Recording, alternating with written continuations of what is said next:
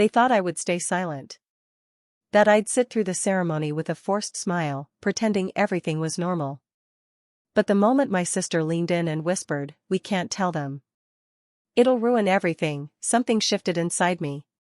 And as the organ played its first note, I stood up, smoothed my dress, and walked into the center of the room. My name is Julia. I'm 31, and I've always been the quiet one. The composed one. The one who keeps the peace, even when the house is on fire. I never planned to expose my family's secrets, certainly not in front of 100 guests and a stained glass altar. But betrayal does something to you. It rearranges your bones. It tightens your throat around words you never thought you'd say out loud. It started with a phone call from my mother, 3 weeks before the wedding. "We need to make some adjustments," she said. "For the sake of the family." She always said things like that. For the family. Like it was a spell that erased consequences. Like those words could flatten anything they didn't want to confront. What she really meant was, my sister Emily had made a mess, and now it was my job, again, to make it look clean. I'd grown up in a house where image was everything. Our father, a well-known surgeon in our Virginia suburb, believed reputation was currency. Our mother treated public opinion like oxygen. And Emily, well, she learned early that if you smile prettily enough, someone else would always clean up after you. I was the opposite. The planner. The responsible one. The daughter who never asked for more than she could earn. So when Emily got engaged to Colin, and my parents decided to host the wedding at our family estate, I said yes to everything. Helped with seating charts, organized the caterers, paid deposits when things ran over budget. I never questioned it, not until I saw the prenup. It had been left carelessly on the kitchen table during a planning session. I wasn't supposed to see it. But I did. It wasn't the prenup itself that stopped me cold. It was the addendum, the handwritten note signed by Colin's father, transferring ownership of a lakeside property to Emily upon marriage and completion of title clearance. Title clearance. My stomach sank. The lake house was mine. Left to me by our grandmother, a modest 2-bedroom retreat we used to visit as children. I'd inherited it 3 years ago after her passing, a fact my family had accepted with brittle smiles and barely veiled resentment. But now it was clear, they hadn't accepted it at all. They were planning to take it from me. I confronted my mother first. I was calm. Careful. I asked what the document meant. She said, "It's just a formality, darling. You know the house should have gone to Emily. Grandma only gave it to you because you were single at the time." I said, "It was in her will." She smiled, the way people do when they've already decided you're being unreasonable. "Emily needs stability. She's starting a family. It's just a house, Julia. You'll understand when you have children." That's when I realized they'd already filed the paperwork. Quietly. Behind my back. The only thing left was for me to sign. Emily didn't even deny it. She said, "You have your career, Jules. I need this." That word, need, sounded like a knife wrapped in velvet. It wasn't the first time she'd needed something that used to belong to me. When we were kids, it was my ballet lessons. Then my room. Then, in college, my scholarship interview slot after she missed hers due to a party. She needed it, and so I let her have it. But this, my grandmother's house, was the only thing I'd ever really held on to. The only thing that felt like it belonged to me. For days, I said nothing. I went through the motions. Smiled when I had to. Nodded at the rehearsal dinner. But that morning, standing in the dressing room while Emily fussed with her veil and my mother adjusted her pearls, I realized I was done being silent. I excused myself, stepped outside, and made one call, to my lawyer. He didn't ask why I was whispering. He just said, "I'm ready when you are." Now, walking into the ceremony, the sunlight filtering through cathedral windows, I felt a stillness settle over me. My heels clicked softly against the marble floor. Heads turned. I walked past the pews filled with family friends, distant cousins, and colleagues who believed in the performance of our family. I saw their confusion turn slowly to concern. Emily stood at the altar, a bouquet trembling in her hands. I kept my voice steady as I spoke. "There's something you all deserve to know," I said. Gasps rippled through the crowd. But I didn't flinch. Because for the first time in my life, I wasn't playing along. And I wasn't done. Not yet. The silence that followed felt longer than it was. Like time held its breath and waited to see if I'd flinch. I didn't. My voice was clear, but I kept it low. I wasn't here to create a scene. I was here to tell the truth. I won't let them take the lake house. Several people shifted in their seats. I heard someone near the back murmur my name. Emily took a half step forward, her eyes wide, her bouquet trembling now for a different reason. I turned slightly, enough to include the crowd but keep my focus steady on my family in the front row. "My grandmother left it to me," I said. "And I know what they've done. The paperwork. The signatures. The lie they built to make it all look clean." Behind me, the priest cleared his throat. Someone stood, maybe a relative trying to intercept me, but I wasn't watching them. I was watching my father. He didn't look angry. Not yet. Just tired. That specific kind of weariness that happens when control starts to slip. My mother, on the other hand, looked like she might combust. Her lips pressed into a bloodless line, her fingers digging into her clutch. Emily spoke, finally. She said, "Julia. Not now. Please." But I wasn't speaking to her anymore. I turned, walked back down the aisle the same way I'd come, and slipped out the double doors before anyone had the courage to stop me. Outside, the air was cool and heavy with magnolia. I felt my legs begin to shake, but I didn't cry. I just stood on the stone steps of the church, watching guests begin to trickle out behind me in stunned silence. No one called after me. No one chased me. I didn't expect them to. I drove to the lake house. It wasn't far, 40 minutes outside town, nestled between two low hills and framed by pine trees that filtered the light into long strips across the gravel driveway. The curtains were drawn, just as I'd left them, and the porch still creaked when I stepped onto it. My grandmother's wind chimes clinked softly in the breeze. I'd spent the better part of my childhood here. Summers with her and the sound of the lake lapping against the shore. We'd sit on the dock with our legs dangling, drinking lemonade and watching the clouds move like thoughts across the sky. She had always known I needed a place of my own. A place untouched by the expectations that clung to me like wet wool. Inside, everything smelled like cedar and old books. I sat on the couch, pulled the Afghan around my shoulders, and let myself breathe. The wedding had gone on without me. I knew it would. The photographs would be curated carefully to crop out the disruption. A new narrative would be spun by tomorrow, one where I was unwell, unstable, perhaps even cruel. That was the part one could already hear my mother rehearsing. "Poor Emily," she'd say. "What an awful thing to do on her special day." And maybe they'd believe her. Maybe some already did. But what they believed didn't matter anymore. 2 days later, the emails started. First from my father. Short, curt. A suggestion that we discuss things rationally and like adults. Then a longer message from my mother, full of wounded words and slippery blame. She referred to the house as our family legacy and suggested I was damaging the memory of someone we all loved. I didn't reply to either. I forwarded both to my lawyer, Mark. Mark wasn't just a legal ally, he was the closest thing I had to a witness. He'd been my grandmother's estate attorney. He knew her handwriting, her intentions, and her stubborn refusal to let anything be rewritten after her passing. "I was wondering when they'd try this," he said over the phone. "You've done the right thing." It didn't feel like the right thing. It felt like being cracked open. I stayed at the lake house for 2 weeks. In that time, Emily didn't contact me once. I saw the wedding photos on social media. The dress. The flowers. The laughing, perfect smiles. They'd made it look seamless.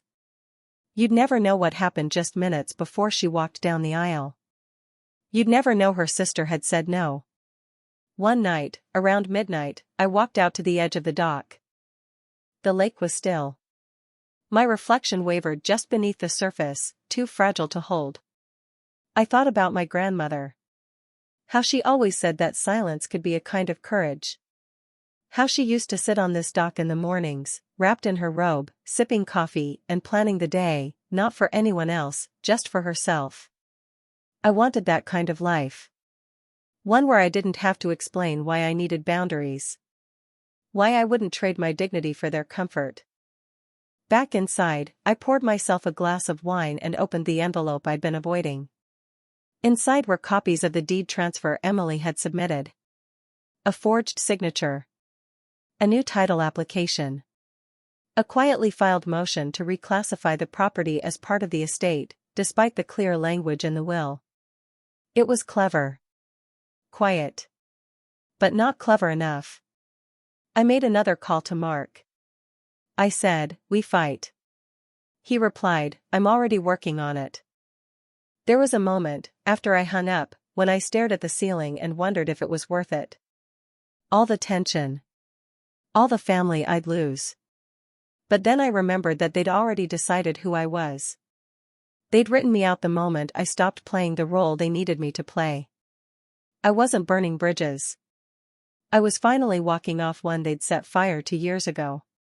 2 nights later, I got a voicemail from Colin. He said, "I didn't know. About the house. About the documents. I just signed what they gave me." He paused. "Emily lied to me, too. I listened to it twice. Then I deleted it. I wasn't looking for allies. I was looking for air. And I was starting to breathe again. But peace, I was learning, comes with a price. And mine hadn't been fully paid yet. They didn't come for the truth. They came for control. It started slowly, a few passive-aggressive comments on social media, a cousin asking me if I was feeling better, as if mental instability could explain a forged property transfer. As if quietly stealing from someone only counted if they made noise about it. I didn't reply. I didn't defend myself. I stayed at the lake house and watched the autumn leaves begin to turn, one by one, like a slow undoing. I kept my phone on silent most days. But isolation has a weight, even when it's chosen. The worst part wasn't the silence. It was how predictable everything became. The order in which the manipulation unfolded. First came guilt, carefully veiled in concern. Then pressure, then shame. Then, finally, the familiar ache of being erased by the people who raised me. One morning, I woke to find an envelope slipped under the front door. Inside was a handwritten letter from my mother. No postage, no signature. Just elegant cursive on ivory paper. She always did have a flair for performance. It read like a eulogy for the version of me she'd wanted. She wrote that she was deeply disappointed in how I'd handled things. That she didn't raise me to be vindictive. That families share what they have. That Emily was under immense stress and deserved support, not sabotage.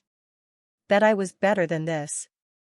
I folded the letter and placed it in a drawer with the others. They never asked why. They never asked what I felt when I discovered the forged deed, or how it felt to be made invisible again, not by accident, but by design. Instead, they wanted me to explain my behavior. The gaslighting was so familiar it felt almost comforting. As if part of me had missed it. That part of me, the old part, wanted to go back. Apologize. Smooth things over.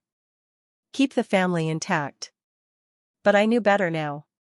The real moment of clarity came the following week. I'd driven into town to pick up groceries and check in with Mark. We met at a small cafe near the courthouse. He wore that same weary look lawyers wear when dealing with emotionally charged estate disputes. He said, "They're contesting the will." I replied, "Of course they are."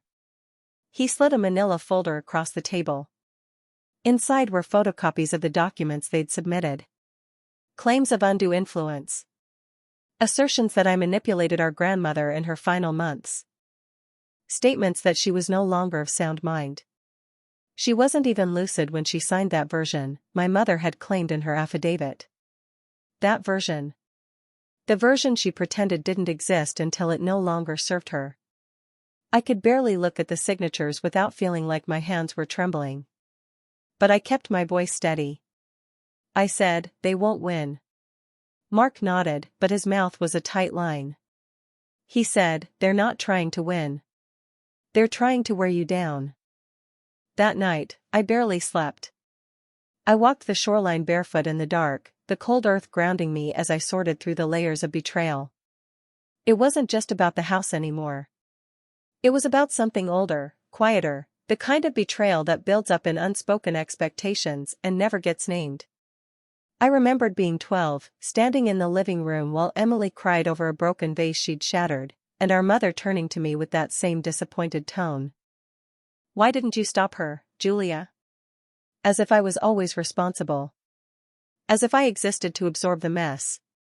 Emily had always been the sun around which everything orbited, her needs, her fears, her mistakes. I was the moon, expected to reflect her light without ever casting my own. I didn't want revenge. I just wanted to stop orbiting. But they were making it impossible. The next morning, I found muddy footprints on the back porch. The lock hadn't been forced, nothing was broken, but someone had been there. The screen door was slightly ajar.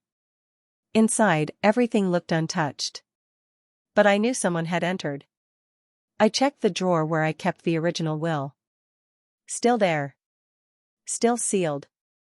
But I couldn't shake the feeling that this was just the beginning. That afternoon, I bought a security system. Cameras. Motion detectors. Reinforcements. Not because I was afraid. Because I wanted a record. Proof. Later that evening, I received a text from Emily. She wrote, "You're ruining everything." No greeting. No explanation. Just that. I stared at the message for a long time before responding. I wrote, "Everything was already ruined. I just stopped pretending it wasn't." She didn't reply. But the next day, Mark called again. He said, their attorney filed for mediation. My heart dropped a little. I asked, "Do I have to go?" He replied, "No. But it might be better if you do. This is their way of forcing a conversation." I agreed. Not because I expected reason. But because I was tired of being spoken about instead of spoken to. The mediation was set for the following Tuesday, in a plain office building 2 towns over. That morning, I dressed carefully. Black slacks. Navy blouse. No jewelry. No perfume. I didn't want to look angry. I wanted to look composed. Unshakable. Professional. My mother was already there when I arrived, seated beside a man in a gray suit with a smug smile. Emily sat beside her, eyes swollen, face turned away. My father stood near the window, pretending to examine the view. They looked like a family mourning a daughter they'd lost to some sudden and inexplicable illness. But I wasn't lost. I was finally arriving. The mediator introduced himself. Explained the rules. The space would be used for civil discussion. The goal was to reach a compromise. Compromise. Such a soft word for theft. Emily spoke first. She began crying before she even finished her opening sentence, describing how stressed she was, how overwhelmed, how betrayed. She said I was acting out of spite, that Grandma would have wanted us to share. My mother picked up from there. Calm. Cold. Surgical. She said, "It's one house, Julia. One house. You have your own life. Your job. Your freedom. What does this house even mean to you compared to what it could give your sister?" I let them speak. I let every word fall into the silence they created, hoping I'd fill it with guilt. Then I spoke. Not loudly. Not with emotion. Just the truth. I said, "This house is mine. It was given to me, in writing, with intent. And you knew that. You knew it then, and you know it now." I said, "This isn't about money. It's about control. And you're angry that I stopped letting you have it." The room was still. The mediator asked if we'd consider shared ownership. I said no. Emily looked away. My mother narrowed her eyes, but didn't respond. We didn't come to an agreement. As I left, my father followed me into the hallway. He said, "You've made your point." I stopped walking. I replied, "No. I've made my choice." I drove back to the lake house in silence. The kind of silence that doesn't ache. The kind that settles into the bones like peace. But peace is never permanent. When I pulled into the driveway, there was another envelope waiting on the porch. This one wasn't handwritten. It was a formal notice. They were suing me. Officially. And they weren't just coming for the house. They were coming for everything. They weren't just fighting for a house. They were fighting for the version of me they could control. The lawsuit was formal now. Pages of carefully worded allegations. Claims of undue influence, mental manipulation, coercion. My character dissected in legal language, sterile and deliberate. They didn't just want the house. They wanted to make me small again. But I wasn't the girl who used to fold when their voices got louder than mine. I was tired, yes. But I was not afraid. Mark and I spent 2 full days reviewing the filings. He was methodical, quiet in the way only someone used to this kind of family cruelty could be. I saw something in his face, a flicker of disappointment that went beyond the professional. He had known my grandmother. This felt personal to him too. He said, "We'll respond point by point. But I'll be honest with you, Julia, they're not bluffing. This is going to get ugly." I replied, "It already is." He offered to bring in additional counsel, but I declined. I didn't want a team. I wanted clarity. I wanted one person who remembered who I was before all this, before Emily's wedding and the forged signature and the silence they wrapped around their lies. What unsettled me most wasn't the aggression. It was the precision. They'd found a way to claim I had isolated our grandmother in her final year. That I'd convinced her to change her will while she was emotionally vulnerable and easily influenced. They had doctors' letters. Neighbors' affidavits. A pattern they were constructing like scaffolding around a building they intended to demolish. What they didn't know, what they'd never asked, was that Grandma had anticipated this. She'd left me more than a will. I waited until the sun was low, until the lake had turned to glass and the wind had dropped to a hush. Then I pulled the shoebox from under the bed, the one she told me never to open until I had to. Inside were 2 handwritten notebooks, a sealed envelope with Mark's name on it, and a flash drive. The notebooks were full of journal entries. Dated, signed. Observations about her health, her thoughts, her growing concerns about my mother and Emily. She had seen the shift long before I had documented how they'd stopped calling, how they only came when they needed something. How Emily once asked if she could borrow the lake house to impress a boyfriend. I read until my eyes burned. Then I opened the flash drive. It contained a video. She was sitting at her kitchen table. Pale, but alert. Her voice steady. She said, "If you're seeing this, it means they're doing exactly what I feared." She looked directly into the camera. "This house is Julia's. Not because she asked for it, but because she's the only one who never treated it like a prize." I didn't cry. I just sat very still, letting her voice fill the room one last time. That night, I scanned everything. Made copies. Backups. Sent files to Mark, encrypted and timestamped. I started organizing a binder, not just with legal proof, but with patterns. Dates when Emily came only after being denied money. Bank transfers my grandmother had quietly made to cover bills they'd refused to pay. Letters from neighbors, once allies, who had since vanished into quiet neutrality. By the end of the week, I had a war chest. Not made of weapons, made of facts. But strategy, I knew, wasn't enough. I needed composure. I started my mornings with a walk around the lake. No phone. Just silence. Then hours at the table, preparing affidavits, lining up witnesses. I called a few of my grandmother's old friends. One of them, Mrs. Harrow, a retired schoolteacher, had visited weekly in her final months. She said, "Of course I remember Julia. You were always there. I can write something, if that helps." It helped more than she knew. Each day I reclaimed a little more ground. Not against them, but inside myself. I wasn't just fighting for the house anymore. I was fighting for the right to remember my grandmother as she was, not as they painted her. One afternoon, Mark called. He said, "We have a court date. Preliminary hearing. They'll try to settle, make it look like generosity." I replied, "Let them try." I could hear something shift in his tone. A quiet respect. Then came the second breach. I returned from town to find a single tulip placed on the front steps.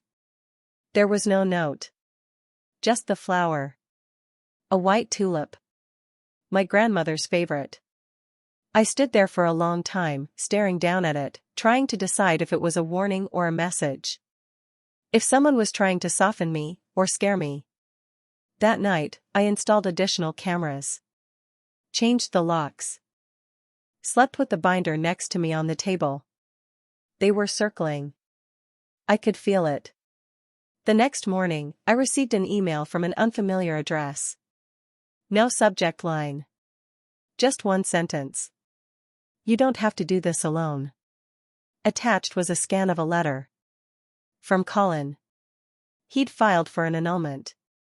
In it, he stated under oath that he had been misled, that Emily had told him the lake house was already part of the family estate, and that I had no interest in it. He wrote that he never signed anything knowingly meant to transfer ownership, and that he had only recently learned the full truth. At the bottom, he had signed in blue ink. It looked shaky. Mark verified it that afternoon. It was real. He said, "It won't win the case, but it helps." I didn't respond right away. Instead, I sat on the porch, letter in hand, staring out at the water. I wondered what he saw in Emily now. What version of her remained after the illusion cracked? I wondered if he still loved her, or if he ever really had. Love inside my family was rarely about seeing someone. It was about needing something from them, and learning to smile while you took it. I thought I might write him back. But not yet. That night, I moved the binder into a fireproof safe I installed in the closet. Labeled it with my own name, in my own handwriting. The court date was approaching. I was ready. But in the quiet of that evening, beneath the hush of wind through the trees, I felt something shift again, not outside me, but within. The war wasn't just with them. It was with the version of me who still wanted to be invited back in. And I knew, when this was over, I'd have to face her too. There's a silence that comes right before a storm, when everything feels too still, too obedient. That's how it felt the morning of the hearing. I woke before the alarm, sat on the edge of the bed, and stared at the lake through the half-open curtain. The water was dark, unmoving. The sky, the same color as ash. I felt a strange calm, but I didn't trust it. Mark picked me up just after 7. He didn't ask how I slept. He knew better. We drove the hour and 20 minutes to the courthouse without saying much. I'd dressed with purpose, not to impress, not to intimidate, but to remind myself who I was. Navy blazer, black pants, minimal jewelry. Clean, unassuming. I wanted no distractions from what mattered. We arrived early. Too early. The waiting room smelled like lemon disinfectant and dry paper. A court officer offered me water, which I declined. The hallway clock ticked louder than it should have. Every second felt like a decision waiting to be made. When they walked in, I saw them before they saw me. My mother wore pearl earrings, her courtroom pearls. The ones she saved for charity galas and funerals. Emily was beside her in a pale gray dress, her hair carefully curled, her eyes rimmed in soft mascara, the performance of vulnerability. My father trailed behind, looking uncomfortable in a suit that didn't quite fit right anymore. Their lawyer was with them, the one with the knowing smirk from mediation. He nodded at Mark like they were old chess opponents. They took their seats across the aisle. No one said anything. The clerk called us in. The courtroom was smaller than I expected. Almost intimate. That made it worse. There was no anonymity in a room like that, no place to look but at each other. The judge entered. Female, mid-50s, composed but sharp-eyed. She looked at each of us in turn, then at the paperwork in front of her. Mark opened with a statement. He said, "Your Honor, we have submitted substantial documentation supporting the legitimacy of the will, including sworn statements, video evidence, and financial records." He handed over the binder. The one we'd spent weeks assembling. The weight of it thudded against the judge's bench. Their lawyer responded with calculated poise. He said, "Your Honor, we do not dispute the existence of a will. What we contest is the undue influence under which it was revised. Our clients contend that Julia manipulated her grandmother during a period of declining health." I didn't flinch. I didn't look at my mother or Emily. I kept my eyes on the judge and my hands folded on the table in front of me. The arguments began. Points and counterpoints. Legal phrasing, procedural citations. It felt like watching people argue about a painting one of them had never seen, each word carefully chosen to reshape reality. Then the judge asked if I had anything I wished to add. I stood. I said, "My grandmother wasn't confused. She wasn't coerced. She was deliberate. She left me the lake house not because I asked her to, but because she knew it was the only place I felt safe." My voice didn't shake. I haven't changed the furniture. I haven't rented it out. I haven't done anything but protect it. Because it's the last thing I have that still feels like her. The judge watched me carefully. I sat down again. My mother didn't look at me. But Emily did. For just a second. And in that second, something inside her flickered. Not remorse. Not fear. Recognition. She knew I wasn't backing down. After a brief recess, the judge returned. She announced that a formal evidentiary hearing would be scheduled. That both sides would have opportunity to present full arguments, witnesses, and documentation. No ruling today. But I didn't need a ruling to feel the ground shift. Outside, as we exited the courthouse, Mark pulled out his phone. His expression tightened. He said, "They've gone to the press." I froze. He showed me the article. A local outlet. Small, but loud enough to echo. The headline read, "Family Battle Over Property Sparks Legal Dispute Among Sisters." Beneath it, a photo of Emily and my mother smiling at a charity event last spring. No photo of me. The article included quotes from a source close to the family, someone describing me as estranged, emotionally volatile, overly possessive. No names attached. Just narrative. I handed the phone back. I didn't say anything. Not right away. Mark placed a hand on my shoulder, light and brief. He said, "We'll handle it." But we both knew what this was. It wasn't about the court anymore. It was about pressure. Optics. Smearing me into silence. I returned to the lake house that evening to find the gate slightly ajar. Not open. Just enough to make me wonder. Inside, nothing was missing. But on the kitchen table sat a photo. It was one I'd taken as a teenager, Grandma and me, sitting on the porch swing, lemonade glasses in our hands. I hadn't seen it in years. I didn't know where they'd found it. On the back, someone had written, Let it go, Julia. No signature. Just those 4 words. I called Mark. He told me to report it. I did. A deputy came out, took a statement, told me to install motion lights and keep the doors locked. I didn't sleep that night. Instead, I sat on the edge of the dock until sunrise, wrapped in a blanket, listening to the water move against the shore. They were unraveling. And when people unravel, they get dangerous. But I wasn't afraid. I wasn't even angry anymore. I was resolved. The hearing was in 3 weeks.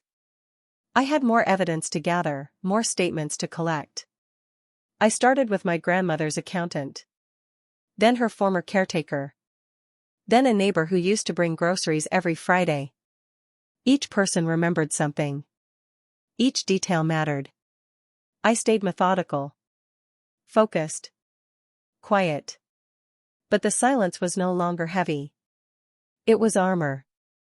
One night, while scanning another stack of old letters, I found something tucked between the pages, a note in my grandmother's handwriting. Sometimes protecting what's yours means letting them call you cruel. Let them. I held that note for a long time. And then I started drafting my own. Not to them, not to the court. To myself. A letter I'd read when it was over. To remember what it cost. And why it was worth it. But I wasn't done yet. Because a week before the hearing, I received another summons. This one wasn't about the house. It was about the family trust. There's a special kind of betrayal in realizing they weren't just trying to take your home. They were trying to take your name from the family ledger altogether.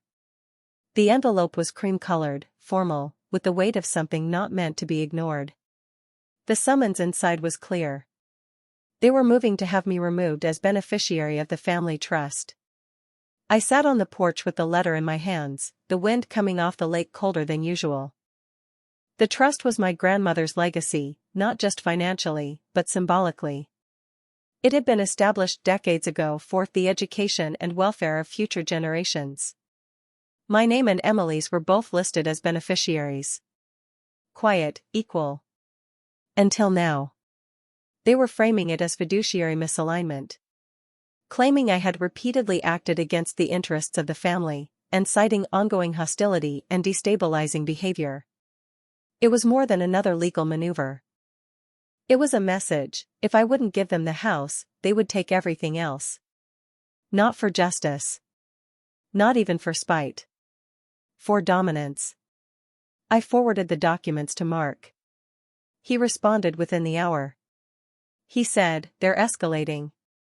This won't hold, not legally, but it's meant to rattle you." I replied, "It's not working." But that wasn't entirely true. I felt something crack, not fear, but grief. A dull grief that settled in my ribs like rain that won't stop falling. This trust wasn't about the money. It had been the last thing I'd shared with Emily that hadn't been tainted. Now, even that had become weaponized. Mark requested a hearing to challenge the petition. Another date, another courthouse. My calendar, once filled with client meetings and quiet weekends, now bloomed with procedural demands and evidentiary deadlines. I began living in 2 worlds. One was lined with legal files and transcripts. The other with pine needles and soft lake winds. The lake house became a sanctuary and a battleground all at once. I cleaned every corner of it like a ritual. Not out of obsession, out of reverence. This wasn't just property. It was memory held in place. I polished the wooden banister where Grandma used to run her fingers when she climbed the stairs. I found one of her old sweaters behind the linen closet, still smelling faintly of lavender. I was reclaiming it. Not just legally, emotionally. Meanwhile, the court schedule solidified. The property hearing first. Then the trust dispute 2 weeks later. I was told they had submitted a character witness. Emily's best friend from high school. A woman who hadn't spoken to me in over a decade. Mark rolled his eyes when he read her statement. I didn't. Because I knew what they were doing. They weren't trying to convince the court. They were trying to create doubt. But I didn't flinch. Not this time. In the days leading up to the hearing, I finalized my own witnesses. I met with Mrs. Harrow again. With the accountant. With the hospice nurse who cared for my grandmother during her final 6 months. Each one had written a letter. Each one was willing to stand up and speak. Mark compiled everything. Submitted it cleanly. Quietly. He had begun to speak about the case with something close to admiration. Not just for the evidence. For the way I had held the line. The night before the property hearing, I didn't sleep. I sat on the dock, bundled in my grandmother's sweater, listening to the night animals stir in the distance. There was no peace in it. Not yet. But there was clarity. When the day came, I stood in front of the judge and told the truth again. This time, I read part of my grandmother's journal aloud.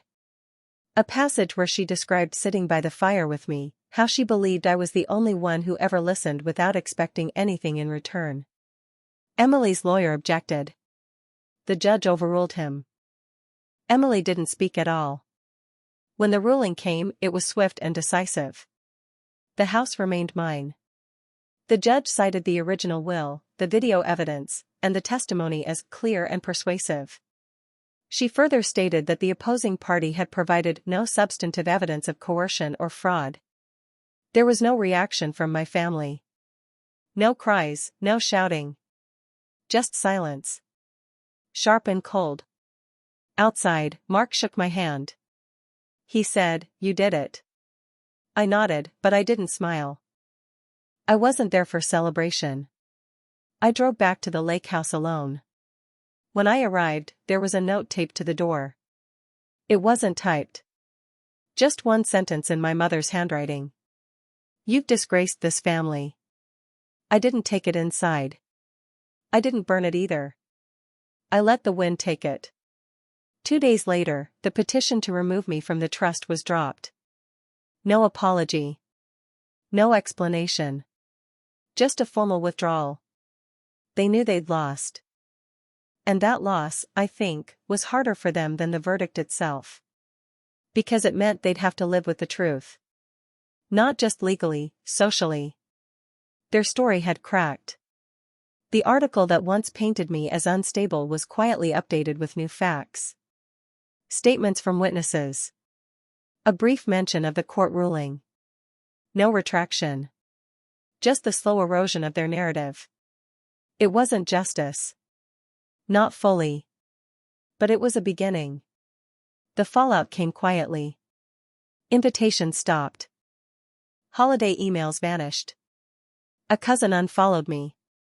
An aunt sent a long message about what family used to mean, which I read once and never responded to. Emily never reached out. Neither did my mother. My father sent a check. No note. Just a check. I tore it in half. I spent the next week doing nothing but sitting on the porch, letting the silence recalibrate. I didn't touch the files. I didn't answer messages. I let myself exist without explanation. The lake shimmered in the afternoon light, just as it always had. The wind moved through the trees like breath. The house was quiet, and so was I. But one morning, I found a voicemail waiting. It wasn't from anyone I expected. He said, "I know I'm the last person you want to hear from." It was Colin. "I've filed for divorce." He paused. Not because of what happened. Because I realized I married someone who doesn't know how to love without conditions. "And I think you were the only one who ever told the truth." There was silence. Then, "Thank you. For not letting her take it." He hung up. I didn't call him back. But I sat with those words for a long time. They weren't about the house.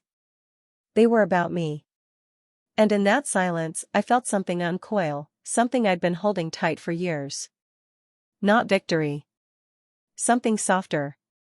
Release. Healing didn't arrive with a bang. It crept in like the first breeze after a long storm, quiet, uncertain, and entirely unannounced.